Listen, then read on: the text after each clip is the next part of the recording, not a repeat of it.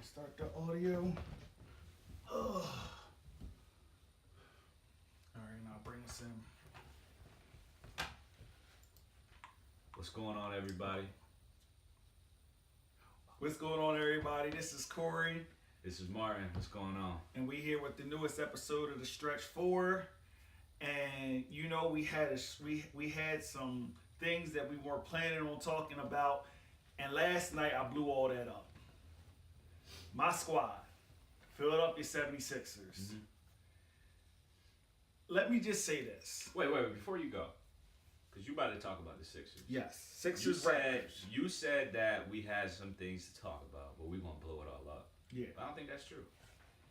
I think that what we're about to, after we talk about what you're going to talk about, we're going to transition into what I wanted to bring to the table. Okay. And it's really fitting. It's going, this topic, this question I'm going to ask you after last night's game. Yeah.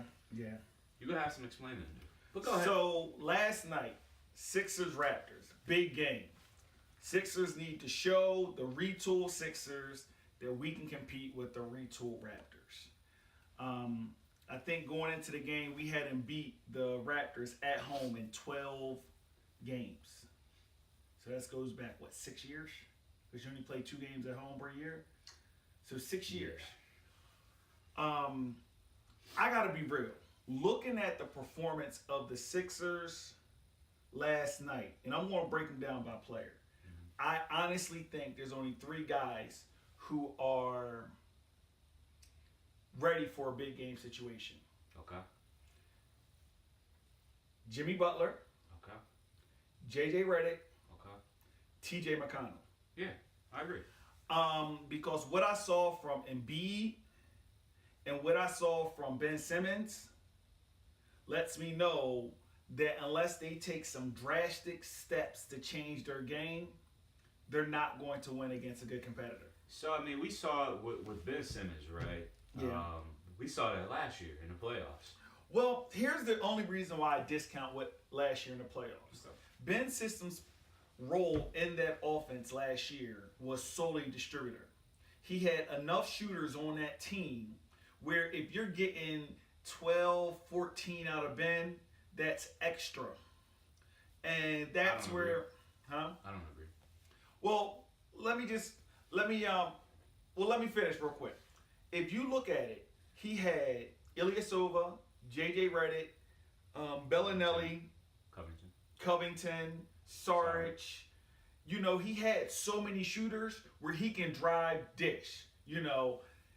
But this year, with Covington gone, Saric gone, Ilyasova gone, Bellinelli gone, you need shooters. You don't have shooters. So you need Ben to be more aggressive and to play more of the offensive role.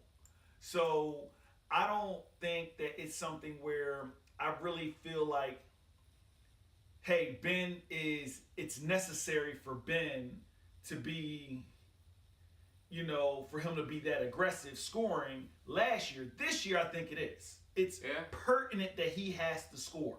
But see, it's these games here with Ben Simmons that really, you look at him and you start to wonder how great really can he be. Well, hold on. Before I said it, though, he dropped 16, 10, and 7, I think it was. So statistically, he didn't have but here's the problem. The last time Ben Simmons played against, last time he played against the Raptors, he had 11 turnovers. Worst game of his career. Yeah, it's terrible. You know, which we call shutting down. He even said it. How do you then come into this game and commit 6 or 7 more turnovers? And I was looking at it, and it wasn't that he was committing turnovers that I would sit there and say, man, he got housed, or, you know, the claw was on him. It was dumb passes in the lane. It was trying to thread balls in between guys' legs. It was dumb stuff like that. That in crucial times in the game, you just needed a basic pass. But that's where I'm going with this, though. That he had 8 what? Points. Oh, 8 points. Okay. 8 points, I thought he had a couple on garbage time. My bad. No, he had 8 points, 10 rebounds. But I mean, these are the type of games where you need Ben Simmons to be, like you said, aggressive. The problem with Ben Simmons, he cannot shoot. He just can't shoot the ball, man. Well, here's the thing, and I go back to this, and I go back to the John Wall thinking. You don't need him to be a good shooter. Well, you just need him to take the shot, so at least it pulls the defense out. Now, okay, you're saying that because you don't believe John Wall is a good shooter. John Wall, I'm talking when he came into the league. When he came into the league. But he could still shoot, though. No, John Wall wasn't a good shooter because from Kentucky, John Wall was all drives. But he could shoot, though. No. He would knock down jumpers. Yeah, but it wasn't at a clip that you would rather him shoot a jumper. You'd rather him drive. Yeah, but you still right now he you'd was rather at that have Kid Gilchrist game where you would just rather him drive than shoot. Yeah, but right now But now John Wall's developed a respectable jumper. Well, yeah, but if Ben Simmons had the jump shot that John Wall had coming in college, we wouldn't even be really talking about it. But we would just be saying he needs to improve. No, this guy doesn't need to improve his shooting. He can't shoot. He needs to learn how to shoot. Well, that's the Ben Simmons The thing problem. is, I've seen enough tape showing that he can shoot. It's just that I mean, he has this mantra of I can get to the lane when I need to, which is true. Yeah. And he's always looking to make the best basketball player. If I drive in, and the defense collapse, I have an open shooter, which that team is built around. Problem is we don't have as many shooters as we did in the past. Yeah, well, it's not how many shooters you have. It's really a matter of who's going to knock down the shots. I mean, well, we don't have a lot of you got. Well, the problem that you all have is that Jimmy Butler is your only guy who's going to. Well, you got JJ Redick too, and Jimmy Butler, he's more or less. He's shooting 45% since he got here. Correct, but he's not a catch and shoot player. Now, can he catch and shoot? Yes, but he's not a catch and shoot player. So that's the thing. But I think that integration's been fine. Well, yeah, but that's what I'm saying. It just all goes back to Ben Simmons being able to knock down these jumpers, man. But see, then he's not taking them. But he's scared. Then I go to the next level. All right, so you got 8, 10, and 5 from Ben last night, right? Yeah, and 7 turnovers or 8 turnovers. Yeah, and like I said, it wasn't the issue where it was a game one where it was Kawhi just all in his head and just dominating them. Yeah. It was dumb passes and just dumb stuff. But then I look at Joel Embiid. Now, what's the backup center? Vucevic or whatever? Or not Vucevic. The backup center for Toronto. Yeah. Valanciunas. Valanciunas. So Valanciunas came off the bench. Yeah. Valanciunas had more points and was a bigger impact to the game than Joel Embiid. Joel Embiid, the last time I checked it, he was a -20. So. And that was when we were down by 8. He was Ben. The strange thing is Ben his plus minus was positive last night.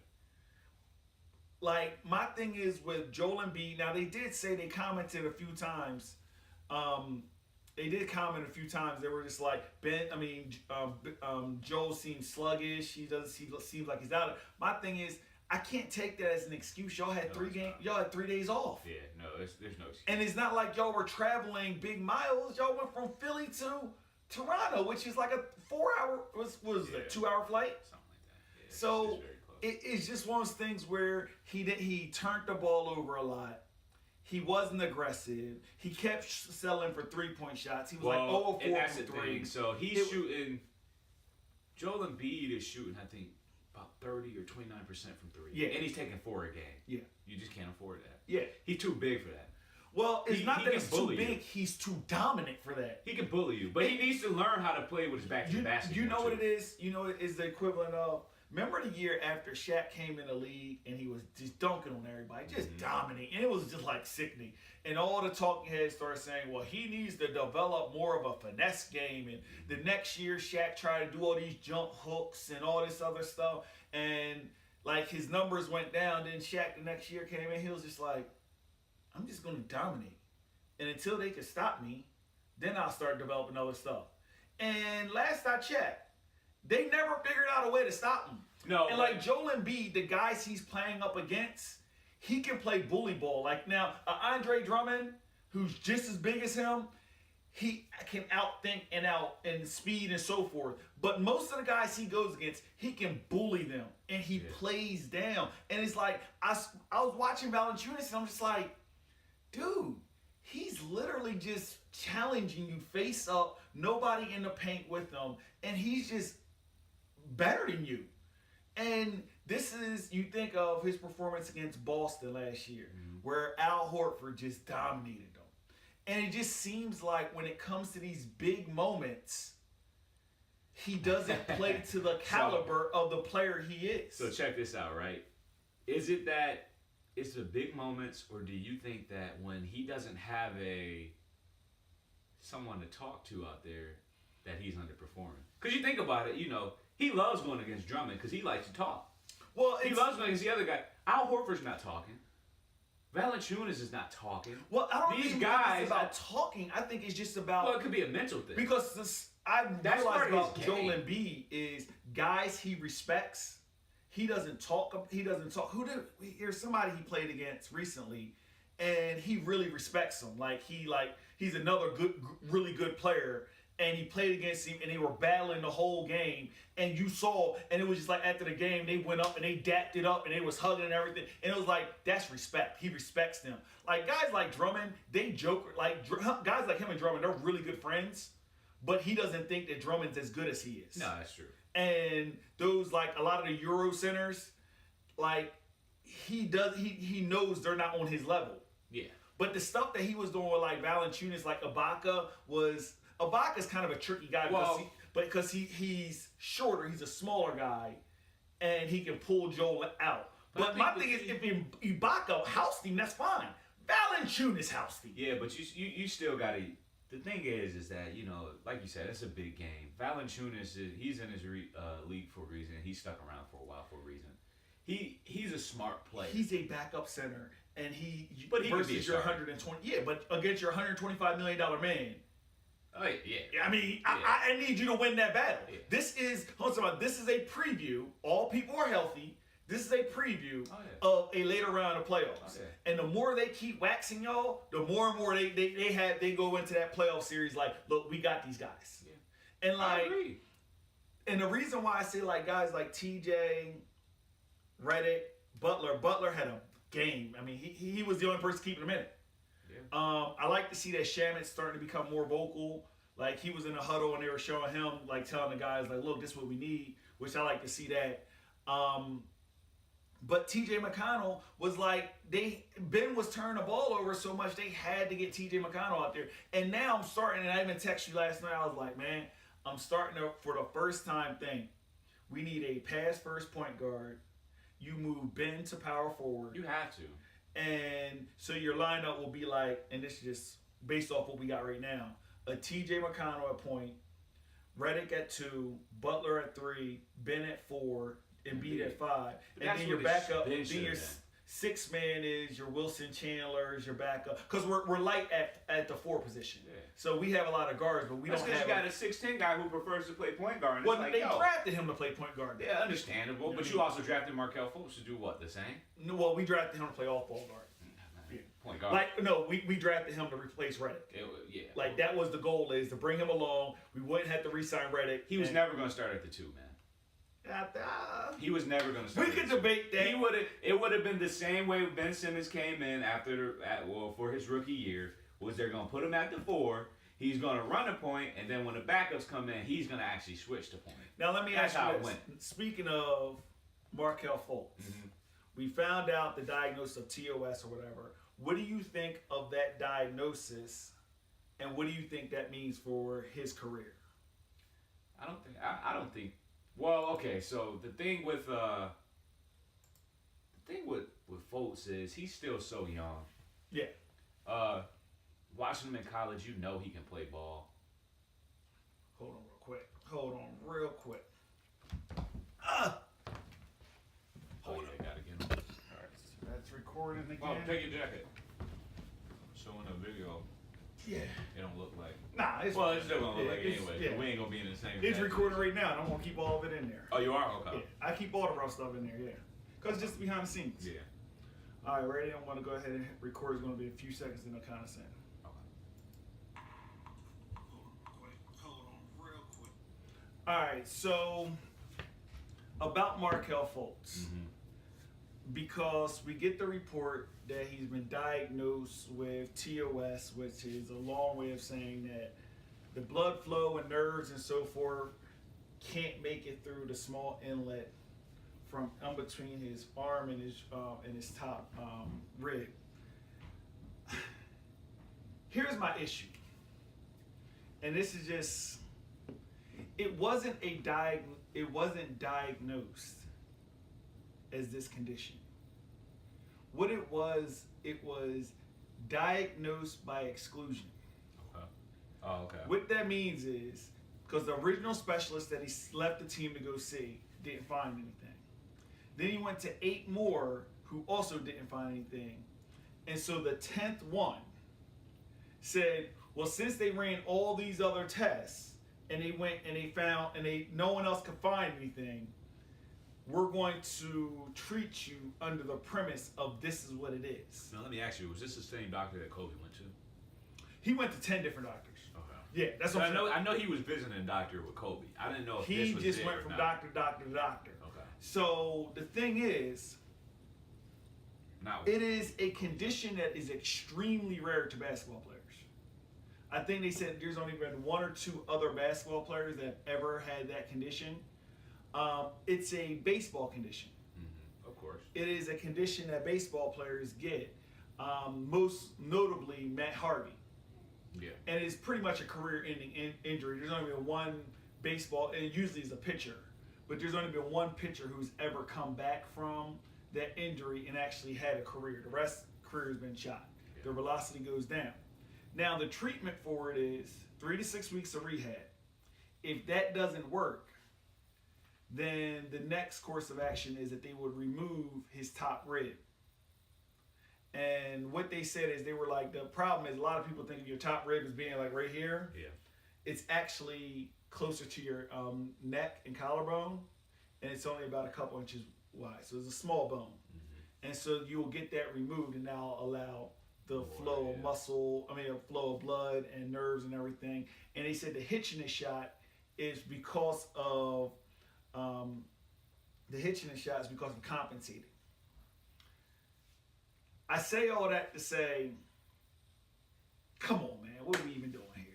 Well, so Because I as much as I root for Markelle Fultz, I think the sooner you come to an acknowledgement that it's a mental thing, you can treat it. But all this, it's like with all of us. But see, here's the thing with me, right? For him, with the injury being, okay, so with the rumor being out there that he was in a motorcycle accident. And you know I don't believe it. And I know you don't believe that. But if that is the case, then this changes everything. Now, if it's not the case, and that this shoulder injury is just something that happened over time, then it is a bit weird, and he may have a Greg Oden situation where he won't last in this league, and he'll have to be out.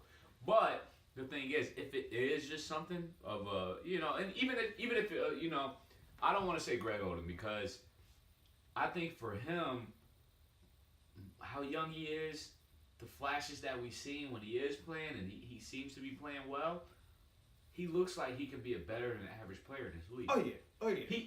You can almost look at him and you can see some of the things that he does well. And you look at him and you go, this guy could potentially be an all-star one day. Like, I see him being like with his body type. Like, he's 6'4", 6'5". That's the same height I am. He has freakishly long arms. I think he has somewhere in the area of over a 7-foot wingspan. Yes, he does.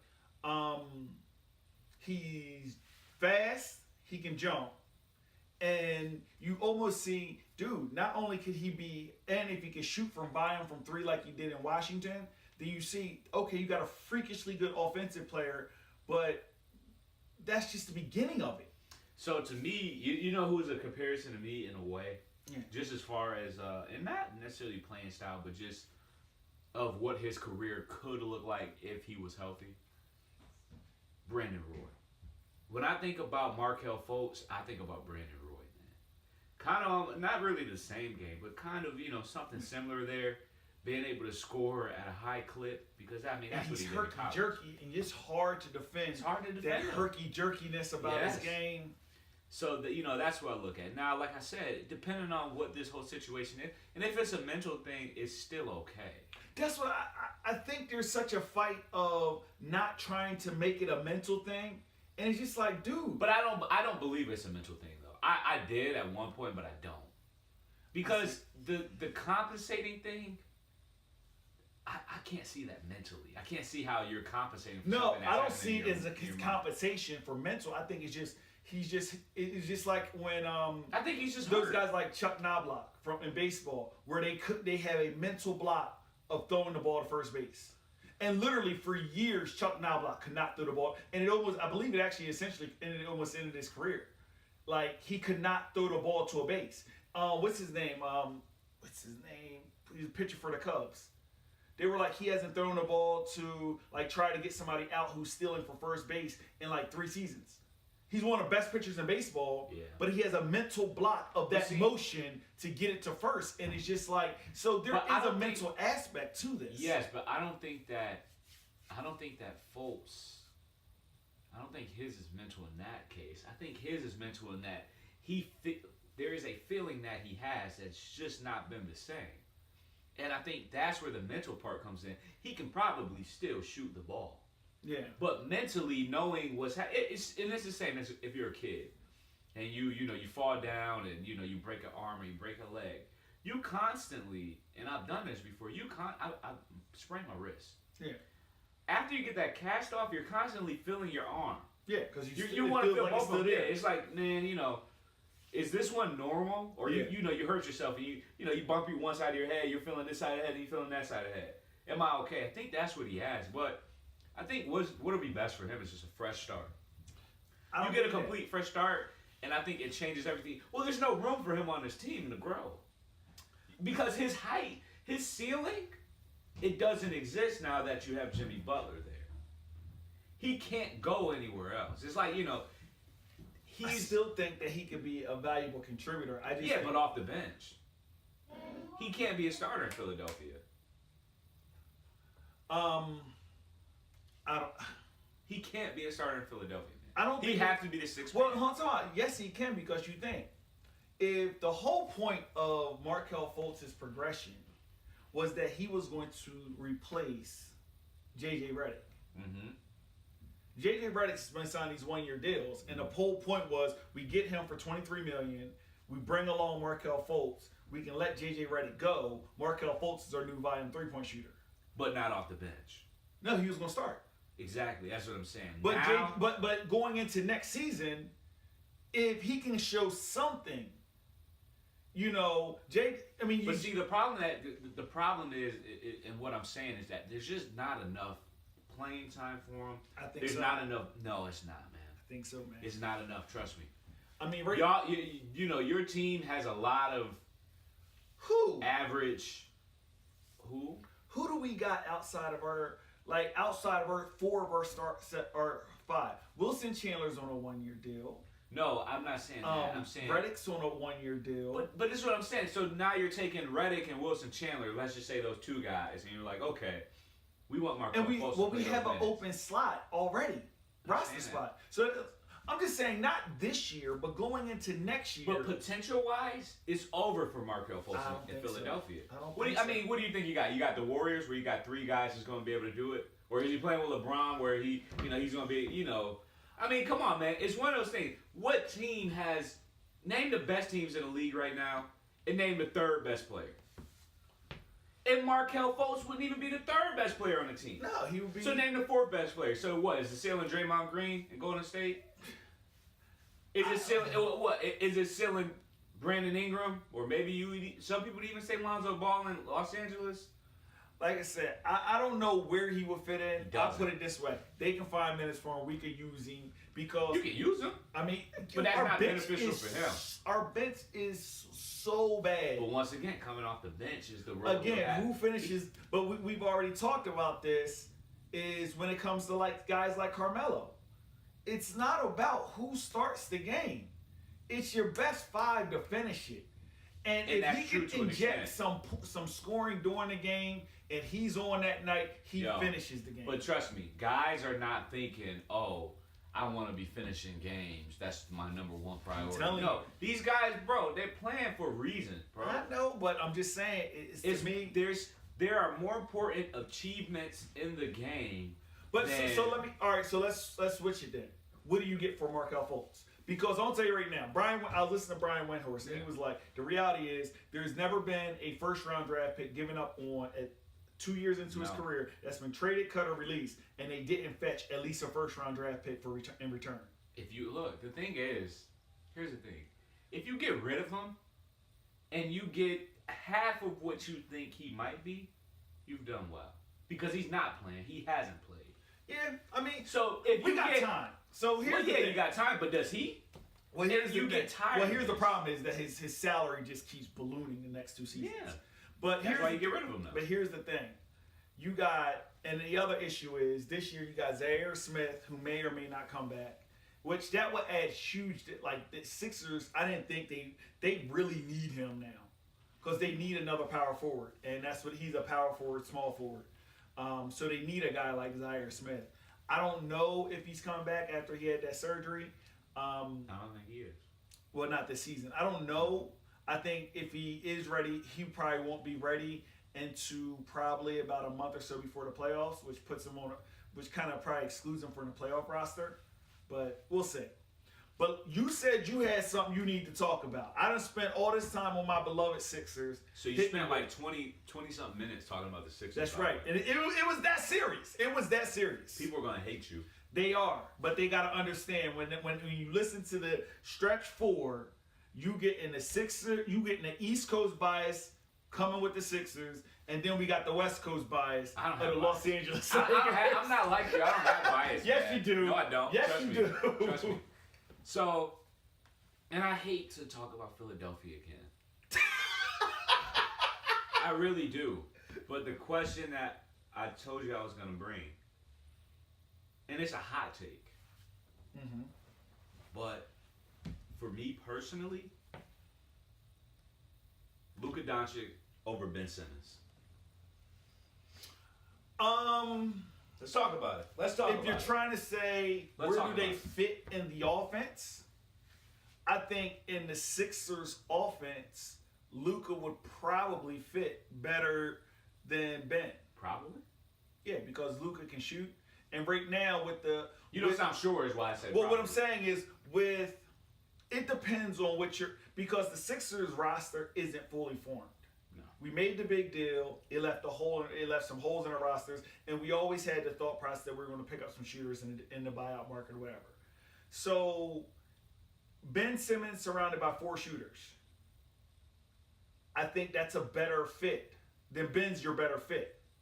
If you can't get those shooters, let me finish. If you can't get those shooters, and so you need your Ben Simmons position to be a shooter, then Luka's a better fit.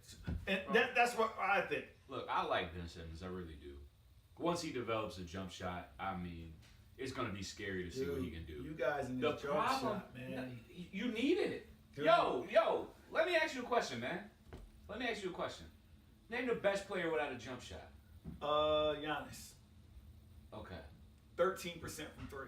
Yes, that is correct. What's Ben Simmons right now? What's Ben Simmons right now? Hold on. Let me ask you this. Wait. Would you rather Ben Simmons not shoot a 3, or would you rather somebody shoot in 1 for every 10? I'd take 1 for every 10. I'd rather my guy drive those 10 times. Yeah, but I'd rather my guy drive those 10 times. And I understand that. I totally do. You got a guy who's putting up a the problem is with Giannis is that he's not taking 10 a game. No, I'm talking about 10 period. Like, so in 10 shots, would you rather Giannis drive 10 times, or would you rather Giannis shoot 10 times from 3? Giannis drive 10 times. Okay. But the problem with Giannis is that he's at least taking shots, and he can shoot mid-range. Ben has that. He can shoot mid-range. Yo, Ben Ben is not 10 taking to 12 any foot hook that he's been doing, which he makes it. Like, you can hate on him which one. I've seen he's stretched that hook out to about 10 feet from the basket. Look, all I'm saying is the reality is a score. 2 points is 2 points. 2 points. So if you're telling me that Ben drives and gets in the hole and scores 2 points, if he does, though, let me ask you this: he's not 100% from there. If Ben Simmons is going to go 6 of 10 from the field and score 16 points, or Ben Simmons can go 6 of 15, 4 of 11 from the field with a couple threes and have 16 points, I'd rather him go 6 of 10 because that's a game that he knows. Yeah, but he's only taking one more shot. But what I'm saying is, I understand what you're saying, but he's only taking one more shot. But either you way, it also doesn't hurt you. He's more efficient. No, because you got to realize, for those 7 that he missed, those might be defensive rebounds, where the 4 that he missed may be defensive rebounds. So, and that is correct. You have to me, I need to do this and My listeners, thing is, hold me to the fire on this. I promise you, I will come next week with real field goal percentage, and I think that will tell the truth. Because if Ben Simmons, I think he's shooting like 50% from the field. No, I'm talking about the real field goal percentage. So I want it from each spot. So that like a 3 equals, I think a 3. If you're 40% from 3, that's the equivalent of being 60% of 3. 60% from the field. And like that one year that Steph Curry had that crazy stat where him from 3 was better than LeBron in the lane. Like it was because he was so good from 3 that year. Yeah. But I would like to.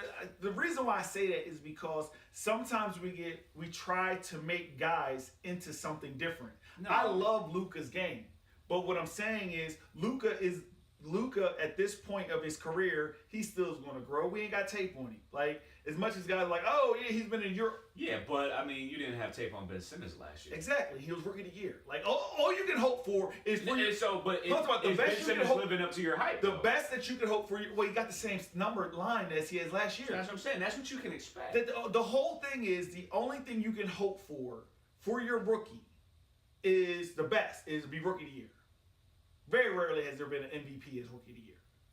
MVP and rookie of the year same year. Yeah. So you can hope for him to be rookie of the year. Your next year is that you hope that he makes another step and doesn't regress. I'll tell you right now, Jason Tatum has regressed. Yeah. Spider Mitchell has regressed. Yeah. Ben Simmons, same stat line. So I can't fault this guy, and his defense has picked up. Now, what I will say that is a trouble spot for me that I don't like that I'm seeing is that his turnovers has increased. Oh yeah. But if I had to take him having one, but it's more predictable. But that's what I'm saying. But I'm saying Ben Simmons' game is so predictable, and that's what I think you're not saying. What I'm saying is, if I can have him have 1 or 2 more turnovers a game, versus Spider Mitchell shooting 7 of 31, or Jason Tatum. But that's the thing, right? Or Jason Tatum looking disinterested in shooting some of the worst efficient shots in the NBA. Ask you a question. Like I'd rather take that one. So would you rather have Ben Simmons taking shots or turning the ball over? I'd rather have him take a shot. But that's what I'm saying. You look at but where he turns the ball over, it isn't because he could have took a shot. He's not getting a wide open jumper and then turn the ball over. No, he's number. That's what I'm saying. He does call his own number a lot, dude. He tries. No, I watch a lot of Sixers games. He tries, man. He calls his number a lot. He's just not in the traditional, I'm going to shoot it or go one-on-one. He drives, he takes the ball, drives the lane. Versus the best teams in the league, he's not getting that, man. He's not, driving the ball, trying to get to the lane is not going to help, especially when it comes down to crunch time, bro. I would like to see when you're shooting 59% from the free throw line, it doesn't matter if you're driving. They will foul you. If he uses his size, I think he needs to use his size better, and I think you're going to see that grow with Jimmy Butler because Jimmy Butler is affecting his game. But let me ask you, when you say him using his size better, what does that mean?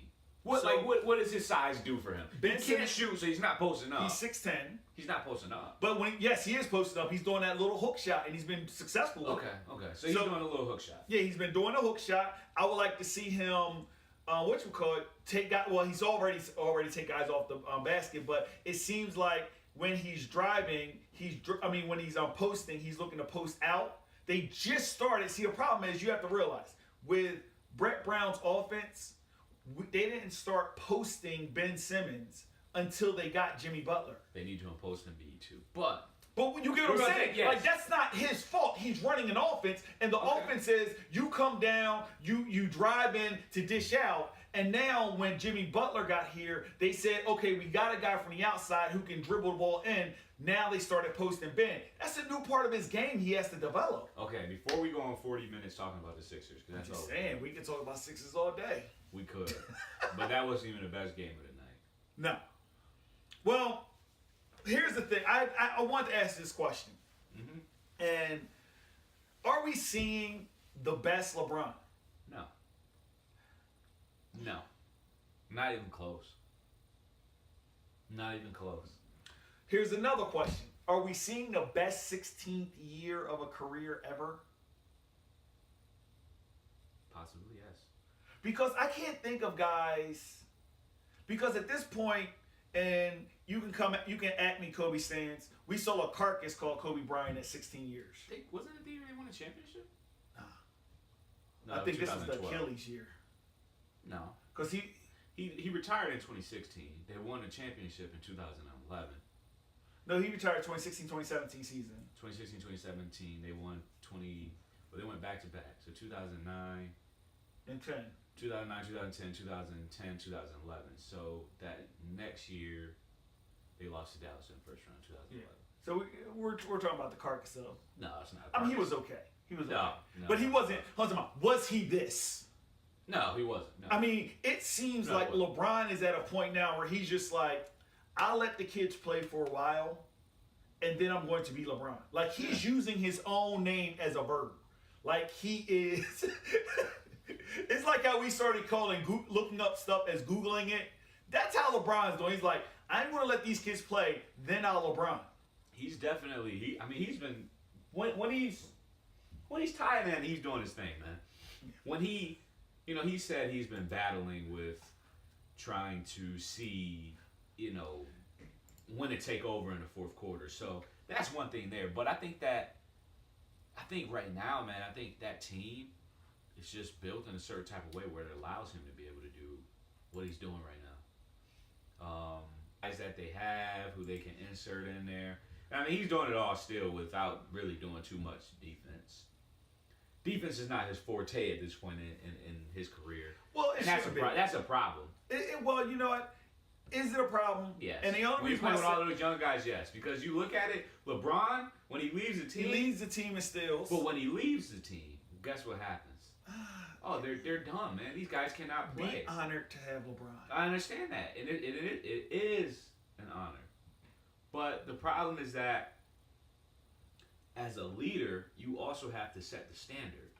The Lakers have fallen into the trap that LeBron has been a leader on. And that's not being the best defensive team. When LeBron's been the best defensive team, what's happened?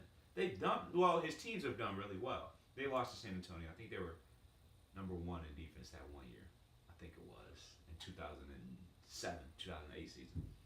But when he's able to do that, it would be a much better team. If your number one guy is playing defense and as hard as he wants to, as hard as he can, it changes things. But, that's the thing, man, is that, at this point in his career, he doesn't try. Yeah. Yeah, I agree with you. I mean, but at the same notion, I know what he is, and you know what you got when you got him. Yeah, you got somebody who's going to give it all to you offensively. I mean, they're not going to do anything defensive. Well, and that's the thing with LeBron, right? That's the thing that I don't think he realizes. If he played more defense, he wouldn't have to do so much on offense. Here's the thing. So, just going into his real plus minus. His defensive real plus minus 120 and 1.2. 1.2. I mean, his offense is 4.06. What's Anthony Davis' defensive plus minus? 3.58. But he's also the number one real plus minus. And what's Marc Gasol's? Because I'm looking at it right now. Marc Gasol, 4.41. Okay. But Marc Gasol gives you nothing on the offensive end. Okay. So, I mean. Okay, and look at Steph's. What's his? Steph Curry, his is negative 0.43. KD, 0.12. So, the defensive plus minus. So. I'm not really running with that. Why not? I don't. I run off of the eye test. Come on, man. Yeah, man. Come on. Look at the names. Look at the names up bro. there. So look at the names up there, man. No, go back. Look, Channing Frye is what number? How many games has he played? Channing Frye. But Channing Frye is his defensive real plus minus. Yeah, but how many games? 6 games. How many minutes is he playing? 7. Stop it. That's why I don't go by you could discount guys like that, but at the same time. Go back to the front. Go back to the front page. So LeBron right now is 70 and 69 is UD. So okay. Look at UD. Okay. With his 6 minutes. But that's what I'm saying. So, but even still, right?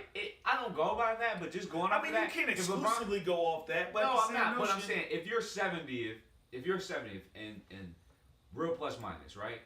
That means that there is 2 guys before you on every team Yeah. 2 guys. And some three. Huh? Some 3. And some 3. Yeah. But for the average, it's 2 guys. Yeah. You mean to tell me that 2 guys at all times are going to be playing better defense than you? By the way, real quick, shout out my man Robert Covington. Not only is he number 1 in defensive plus minus, but overall, he's number 12 in the league in real plus minus. Golly. And I'm going to be honest with you. I got to be real with you. He was not doing that on the Philadelphia 76ers. Yeah. Like, yeah, but I mean, I think, I don't know.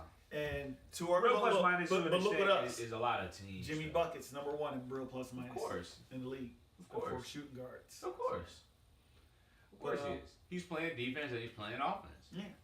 You look at these guys' numbers. Who are the best guys? The guys that are playing defense and the guys that are playing offense. Ben Simmons. He's right where he was last year. Last time. He's 14th amongst point guards. Right next to Russell Westbrook. I guess, you know what? I'm glad we saw that real quick. Let me ask you this. Mm-hmm. Ben Simmons, Russell Westbrook. Don't even ask me no crazy question like that. Let me ask my question. Go. Looking at their impact on the team, I would actually have to say that Ben Simmons and Russell Westbrook's impact on the team are about the same. Russell Westbrook can shoot. He does shoot. He shouldn't. Not as much as he does from 3. And